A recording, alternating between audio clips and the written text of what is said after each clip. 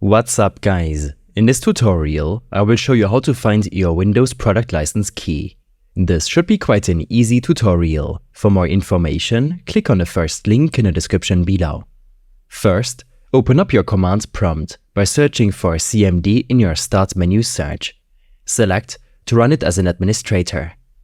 On this window, use the following command: wmic path software licensing service get OA3X original product key.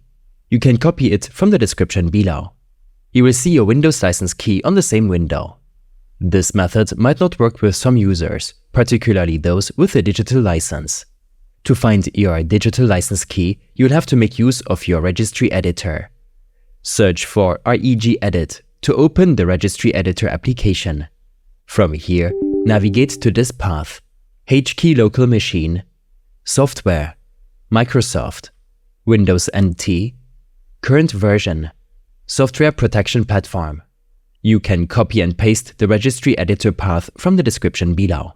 Preview the backup product key default file to see your digital product license key.